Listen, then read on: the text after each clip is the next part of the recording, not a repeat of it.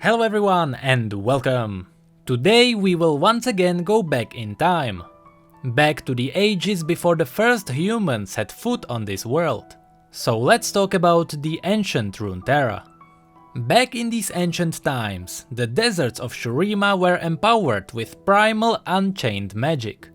In a remote valley surrounded by nothing but cliffs and rocks, the age-old race called Breckern looked for raw crystals from deep within the sand. Each of these noble creatures fused with a single stone which retained their consciousness long after their death. Every time a Breckern died, his life stone was removed and buried in the valley to keep it safe until the next Breckern could uncover it. This practice protected the vulnerable crystals while preserving the wisdom of the ones who came before. Since the number of the life stones, or as they call them, name stones, was limited, each Breckern had to search for the crystal meant for them.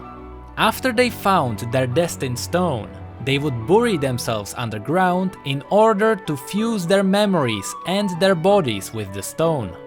Their body in its final form would be empowered with primal magic of Earth. A Breckern without a crystal would not survive for long. The lack of physical strength and power would usually be their end.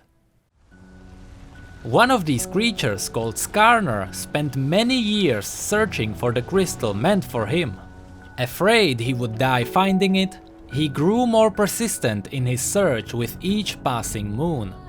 Day and night he delved deeper into the ground, digging in methodical patterns that covered the entire valley. After what felt like millennia of searching, he finally felt an ancient consciousness calling for him. He burrowed down, venturing ever deeper until the world's heart warmed his shell. Days passed, but the consciousness grew ever more insistent, as it urged him onward.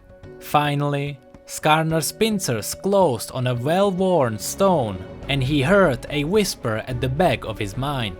Though the voice was faint, he already felt immediately connected to its awareness, and he knew he had found his stone. The crystal was larger than any he had seen, and so time-worn that its glow had faded into a soft glimmer. Its surface was cracked on several places and dulled from eons buried underground. Skarner examined the stone with careful touch, afraid of further damaging something so ancient. The dim glow within pulsed as though breathing in response to Skarner's presence. Skarner began the bonding ritual, burying himself deep underground with the crystal for weeks without sustenance. Though he felt pain from starvation, he was not afraid. The voice within the stone confronted him. When the crystal finally fused with his body, he was overwhelmed with emotion as ancient memories and wisdom permitted his mind. He witnessed moments of incredible joy and crushing sorrow from generations long past. He felt magic all around him, binding his body to the very world. Through that, he sensed his kind communicating in a wordless meeting of minds. When the cataclysmic forces of the Rune Wars began to devastate the world, the Breckern feared that their species would be wiped out too. They decided to hide in hibernation until humans wiped themselves out, as it seemed certain they would. Only then would it be safe to emerge from the sands once more. The youngest of them slept near the surface, ready to awaken first to protect the rest in case of danger. The power of Skarner's ancient stone turned him into one of the strongest Breckern of all, so he was one of the last of his kind to enter the long slumber. They slept in peaceful isolation as centuries passed before Skarner awoke from his burrow in panic. Deafening explosions shattered the ground, targeting the Breckern and stunning those close to the surface. A band of robbers discovered these ancient creatures and they were cutting the life stones from their crystalline flesh. Though it seemed like they were dead and sleeping, Skarner heard their screams in his mind as their life essence was being ripped from their bodies. He erupted from the sand in a terrible frenzy, cutting and stabbing, killing many of the thieves. But he didn't save them all. After the rest of the thieves ran away, he realized that he was the only one awake and many of the crystals were already stolen. Skarner tried to revive his dormant companions, but the men had broken so many life stones in their attempt to sever the stones. Because of that, several of the Breakern with damaged crystals died moments after Skarner woke them up, while others would not wake at all. For weeks, Skarner guarded the sand above his sleeping brethren in sorrowful mourning. He was certain the crystals would quickly perish in the hands of men, and he mourned their loss too. Yet, as the sun broke over the horizon many weeks later, Skarner heard the distant echoes calling in his mind. These were the faint cries of a stolen crystal. Skarner hesitated, torn to whether he should rescue the lost crystals or continue guarding the still living Breakern.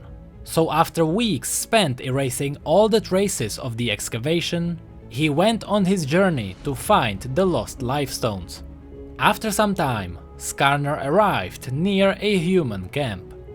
Ahead I hear softskins. They do not sing, they shout. Their tones scratch and clash without melody or cohesion. They burn meat flesh over a false fire. Its fat smokes the air and I choke on the stench. Why would they do such a thing? The ground is plenty, plenty for all. The melody calls to me weakly. Almost. The namestone is close. I must explain. The softskins do not understand. Their race is but 3 turns young. They have only begun to dig. They have barely uncoiled the beginnings of underneath. They speak, but I have not yet heard them sing. They will learn. I sing in their minds a song of the calm land, so they feel the great beauty that awaits us when we sleep. I sing for my dead kin, so they know what they stole. The softskins do not sing back. They do not seem to hear me, so my voice grows louder in their heads. I sing for our namestones, wrongfully taken. Bring them back, they are ours. You murdered our cluster already. Do not deny our future also. Let me carry the crystals to the deep dark, so they can bind with us again. I sing to heal this tearing wound. The softskins are still shouting at each other. One of them releases a rhythmic sound. A laugh? I feel as though my body is being crushed by the air, so I burrow. I am confronted by the weight around me. How can they not see the ruin they have caused?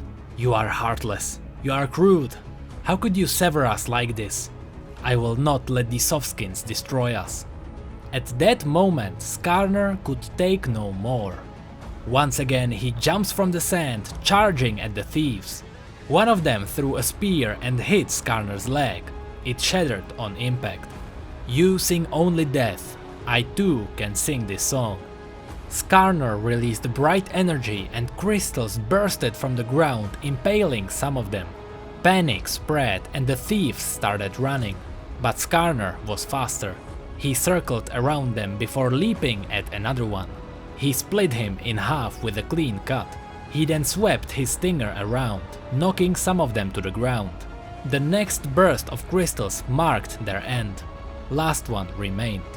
She pulled out a weapon that Skarner described as a glowing piece of wood and metal. Light blazed from that weapon and illuminated Skarner, paralyzing him. She aimed her weapon again, this time ready to strike him down. Skarner shook in horror as he realized the glowing weapon had the life crystal strapped onto it. It started draining Skarner's life essence, but it wasn't enough. Skarner pulled strength from the ground. He cried out and readied his stinger for the last time. Direct hit impaled the thief and she dropped her weapon. Skarner picked up the crystal with his mouth. He then curled his stinger and let her fall to the ground, wounded but not dead. Do not return. Do not take our namestones. We are not yours, we are all. We belong only to the deep dark. I leave her alive, and she runs. She lives not with my mercy, but because I know she has heard my dream song, and she has no choice but to sting. That is where Skarner's story ends. Honestly, for a champion that was just a side character in the Shuriman event, this is quite a story. It almost feels like all the crystals and energy coming from Runeterra's core is just a preparation for a great story. But that would be just speculations. For now, thank you so much for watching this video. If you have enjoyed it, feel free to rate it however you want. Comment section is always open for more feedback. Social media is there for being social. And as absolutely always, thank you come again. And that's another one. The only last one that is missing from Shurima is Amumu right now. And let's be honest, Skarner's lore was really cool, I really liked it. I always like those stories that are based on the evolution, on the creation of the world, or on some kind of bigger meaning. That's why I liked Aurelian, that's why I liked Rise, and that's why I like Skarner. Even though he doesn't really affect the world that much, he gives us some kind of baseline on what the world was before. And maybe one day Riot will tie Skarner to the core of the world and maybe another champion will be from there and we will see. Anyway, Skarner gives us a new window into the world, so let's hope there is something cool inside. And that's it for this one.